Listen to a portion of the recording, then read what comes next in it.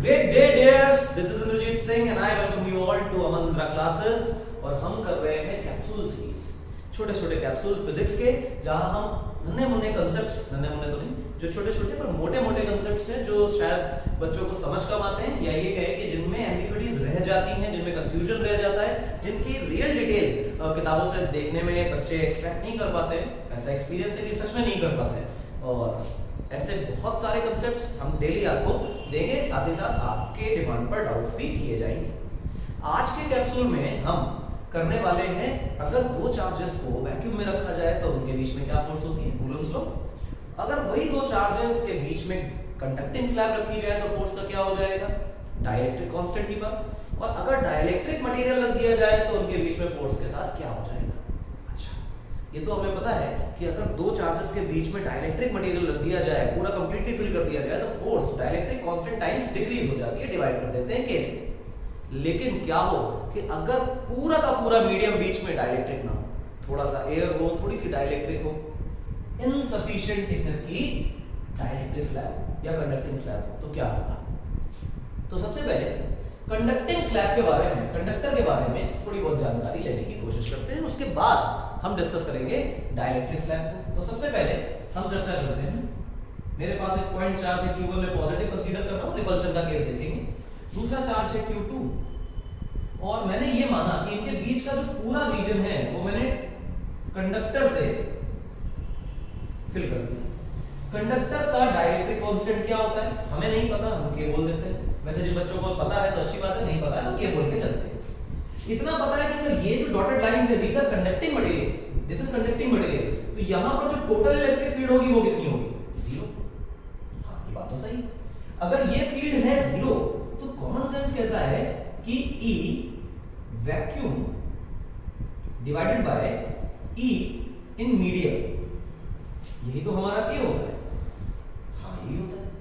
Medium के अंदर electric field कितनी है, जीरो, तो k की वैल्यू कितनी आ गई, जैसे ये टेंड किया जीरो को तो k की वैल्यू आ गई इनफाइनाइट। यानी कंडक्टिंग मटेरियल के लिए जो डाइलेक्ट्रिक कांस्टेंट है वो जीरो, तो सॉरी इनफाइनाइट, जिसकी वजह से फोर्स क्या हो जाएगी, जीरो।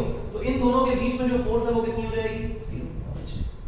अगर मैं इसको आधा कर देता तो क्या फर्क पड़ता, कुछ नहीं, इलेक्ट्रिक फील्ड तो फिर भी यहां पर जीरो ही होनी है।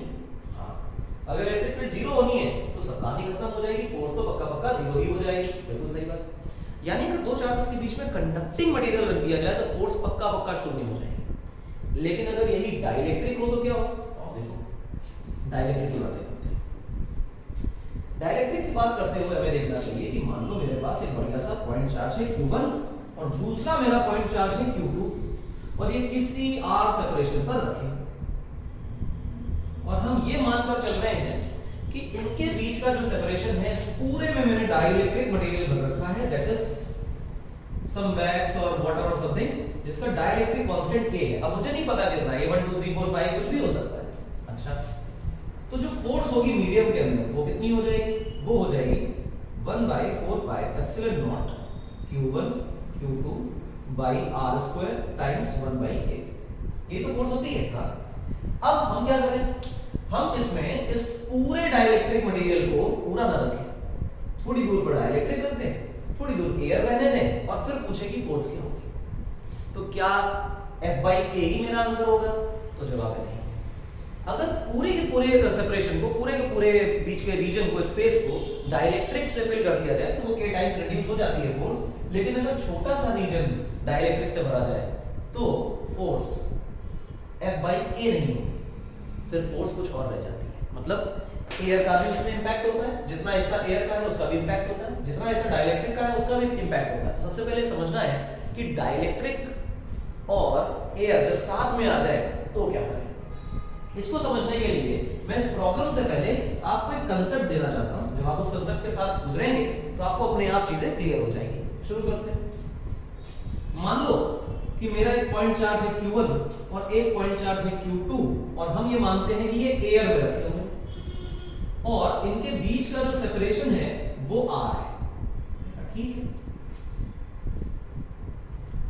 और वही चार्ज Q1 और वही चार्ज Q2 हमने माना कि d डिस्टेंस पे रखे हैं और डाइलेक्ट्रिक इनके बीच में मटेरियल भरा हुआ है जिसका डाइलेक्ट्रिक कांस्टेंट k है।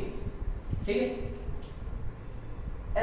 कि अगर Q1 और Q2 d डिस्टेंस पे रखे हैं, k डाइलेक्ट्रिक कांस्टेंट है, तो फोर्स का फॉर्मूला क्या बनेगा? k Q1 Q2 1/4 pi epsilon Q1 Q2 by r square. देखो फोर्स का फॉर्मूला यहां क्या बना? फोर्स इन मीडियम, तो हम कहेंगे कि 1/4 pi epsilon naught Q1 Q2 by d square times 1/k। Force तो यही बनी। हां, हम ये कहना चाहते हैं कि क्या अगर d डिस्टेंस पर ही हम एयर में रखते तो क्या इतनी फोर्स लगती? नहीं, डाइलेक्ट्रिक में कम लगी। अगर एयर होती तो इतनी फोर्स लगती। इस k को छुपा लीजिए, आप इस डाइलेक्ट्रिक कांस्टेंट को छुपा लीजिए, एयर में तो इतनी लगती, और डाइलेक्ट्रिक अगर लगा दिया तो इतनी फोर्स लग रही है। हम इसके इक्विवेलेंट फोर्स निकालना चाहते हैं। हमारी इच्छा है कि हम ये निकालें कि एयर में वो कितना सेपरेशन होगा जिस पर उतनी ही फोर्स लगेगी जितनी इस d सेपरेशन में डाइलेक्ट्रिक के अंदर लगती है। तो हमने कहा मान लिया कि वो r सेपरेशन है। मान लो 2 मीटर की दूरी पर रखने पर 10 न्यूटन फोर्स लगती है मीडियम में, तो एयर में तो उससे कम दूरी पर ही लग जाएगी। क्या हो सकता है ज्यादा दूरी पर लगे? तो निकाल के देखें। ऐसा मान लो कि जैसे d की वैल्यू मान लो जब डाइलेक्ट्रिक मीडियम में रखा तो 2 मीटर की दूरी पर कुछ फोर्स लग रही 10 न्यूटन। एयर में अगर रखा होता तो कितनी दूरी पर इतनी फोर्स लगती? तो हम कहेंगे अगर एयर में रखा होता तो शायद थोड़ी ज्यादा दूरी ले लेते, तब भी उतनी फोर्स लग जाती। तो हम कहेंगे कि 2 मीटर की जगह 2.5 मीटर या 3 मीटर की दूरी पर उतनी फोर्स लग रही है। तो हम इस सेपरेशन के इक्विवेलेंट एयर का वो सेपरेशन निकाल रहे हैं कि चार्जेस को एयर में कितनी दूर रखें कि फोर्स उतनी ही लगे जितनी डाइलेक्ट्रिक में d डिस्टेंस पे लग रही है। तो हम कहते हैं चलो r डिस्टेंस पे रखने पर उतनी फोर्स लग रही है। तो फोर्स का फॉर्मूला क्या बना बेटा? 1/4 pi epsilon naught Q1 Q2 by r square. अब बात ये आती है कि हम ये डिफाइन कर रहे हैं कि r सेपरेशन पे एयर में रखने पर और d सेपरेशन में डाइलेक्ट्रिक में रखने पर फोर्स बराबर हो जाती है। तो यानी ये वाली फोर्स और ये वाली फोर्स बराबर, इक्वेट करके देखोगे Q1 Q2 कट जाएंगे, 1/4 pi epsilon naught 1/4 pi epsilon naught cut जाएगा। तुम्हें दिखाई देगा कि r स्क्वायर की जो वैल्यू है वो d स्क्वायर k के बराबर आती है, यानी r की value d times root k की आती है। ओहो, यानी कि ये k डाइलेक्ट्रिक कांस्टेंट है, यानी d सेपरेशन में जो फोर्स दो चार्जेस के बीच में डाइलेक्ट्रिक में लग रही है, d times root k separation में वही फोर्स एयर में लगती है। इसका मतलब कि अगर 2 मीटर में यहां जितनी फोर्स लग रही है डाइलेक्ट्रिक के अंदर 2 into रूट k दूरी पर अगर मैं एयर में चार्जेस रखता तो उतनी फोर्स लगती। हाँ, मजा आ गया। ये कंसेप्ट आप नोट कर लीजिए, इंपॉर्टेंट है, किताबों में कमी दिया होता है और सवाल नहीं लगते इससे, इसको नोट कर लीजिए। ये फैक्ट याद रखना है। अब आपको अपनी शीट का भी सवाल बताते हैं। अपनी शीट में भी ये क्वेश्चन गिवन है और बच्चे इसके डाउट्स पूछते हैं हर साल। तो देखो सवाल क्या है। सवाल ये है कि मान लो एक अपने पास चार्ज मटेरियल है Q1 और एक चार्ज मटेरियल है Q2 और इनके बीच का जो सेपरेशन है वो है d, और ये कहा जा रहा है कि ये जो आधा सेपरेशन है इसको एक डाइलेक्ट्रिक मटेरियल जिसका डाइलेक्ट्रिक कांस्टेंट 4 है उसने फिल कर दिया है, और जो आधा सेपरेशन है इसमें एयर भरी हुई है। तो ये दूरी d/2 है और इसकी लेंथ भी d/2 है। अब इन दोनों की आपस में फोर्स क्या होगी इसके बारे में हमें जानकारी देनी है। तो इसकी आपस में फोर्स लेंगे। सबसे पहले क्या यहां पर सिर्फ एयर है? नहीं। क्या यहां पर सिर्फ डाइलेक्ट्रिक है? नहीं। तो क्या एयर का अलग फॉर्मूला लेंगे डाइलेक्ट्रिक का अलग लेंगे? ऐसा तो कर ही नहीं सकते। क्या करें?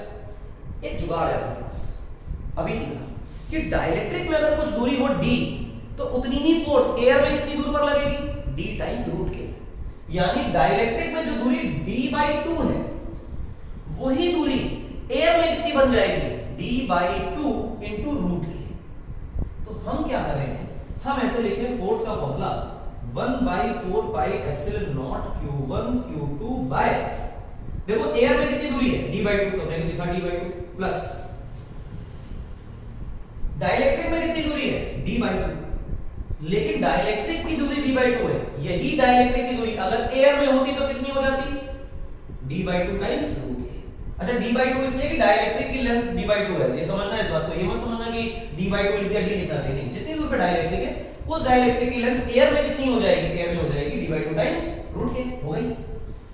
अब देखो गौर से, तो ये जो लेंथ लिखी हुई है ये लेंथ एयर के रिस्पेक्ट में हो चुकी है, क्योंकि d/2 में डाइलेक्ट्रिक है और एयर में d/2 टाइम्स रूट k हो जाती, तो ये एयर के रिस्पेक्ट में, और ये वाला d/2 तो एयर का ही। तो बेसिकली पूरी लेंथ जो लिख दी हमने वो एयर के लिए ही लिख दी।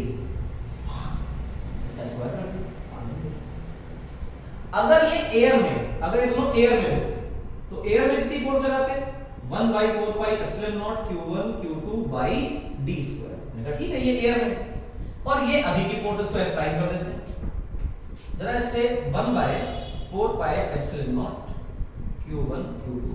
अब मैं क्या कर रहा हूं, इससे d स्क्वायर कॉमन ले रहा हूं, तो देखो मैं d स्क्वायर कॉमन ले लेता हूं, यहां क्या बचेगा 1 by 2 plus root k by 2 का होल स्क्वायर। अच्छी बात, ये 1 by 4 pi epsilon naught q1 q2 by d square क्या है, वो तो ये है, यानी जब ये एयर में रखे होते तो जितनी फोर्स लगाते तो मैं इसको f एयर लिख देता हूं, ठीक, इतने से। और ये जो नीचे बचा है इसको देखो क्या लिखेंगे,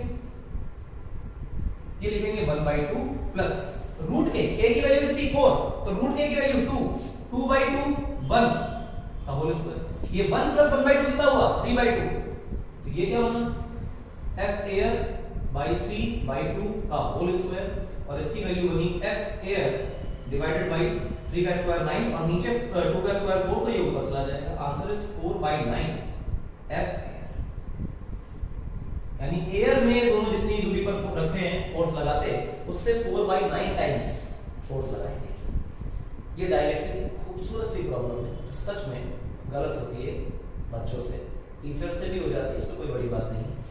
ये कंसेप्ट याद रखना है, अगर इनसफिशिएंट लेंथ का डाइलेक्ट्रिक स्लैब है जो पूरे रीजन को ऑक्यूपाई नहीं कर रहा है इस तरह से, तो हमें क्या करना है, एयर वाले पार्ट को वैसे ही रखना है और इस बचे हुए सेपरेशन को जोड़ना है, लेकिन ये सेपरेशन एयर में कितना इक्विवेलेंट सेपरेशन बनेगा वो वैल्यू रखनी है, और वो सेपरेशन होता है डाइलेक्ट्रिक की thickness into root k, k for dielectric constant, और फिर उसका स्क्वायर कर देना, जो r स्क्वायर का फार्मूला है 1 by 4 pi epsilon q1 q2 by r square, ये बन गया।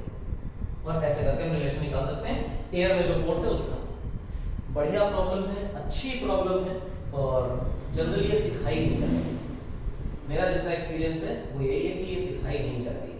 इसको सीखे, करें, अपनी शीट पे प्रॉब्लम है देखें, और मिलेंगे अगले कैप्सूल में कल सुबह, और बस इंतजार करिए, रोज कैप्सूल्स देखिए, स्ट्रॉन्ग करिए अपने कांसेप्ट्स को। कोई सजेशन हो किसी टॉपिक का तो दीजिए, और ऑफलाइन क्लासेस जब शुरू होंगी तो हमारी क्लासेस ऑफलाइन बहुत ही अच्छे और बहुत रेप्यूटेड क्वालिफाइड एक्सपीरियंस फैकल्टीज हमारे पास हैं जो पढ़ाती हैं।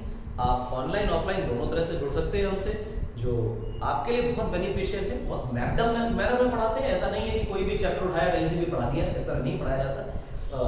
जरूर देखा जाता है कि एक चैप्टर के साथ अगर दूसरा चैप्टर चल रहा है तो उनमें कोई आपस में कोई रिलेशन है कि नहीं, और कैसे बच्चे को स्मूथली काम कराया जा सकता है, किस तरह से डीपीपीज लगवाई जा सकती हैं, किस तरह से शीट लगवाई जा सकती हैं जो कम से कम समय में मोस्ट एफिशिएंट मैनर में काम हो जाए, और चैप्टर में लेक्चर्स के एक एक क्वेश्चंस, एक इलस्ट्रेशन जो है वो पहले से प्लान्ड होता है, और प्लान्ड लेक्चर के बिना अगर लेक्चर हो रहा है तो वो पढ़ाई के नाम पर सिर्फ धोखा है। प्लान्ड लेक्चर प्लान्ड होता है, और जो लेक्चर प्लान्ड नहीं है, पहले से नहीं पता है कि ये टॉपिक पढ़ाना है, इसके बाद ये इलस्ट्रेशन लेना है, उसके बाद ये नहीं लेना है, इसको ड्रॉप करना है, कुछ भी चल रहा है तो वो पढ़ाई नहीं है।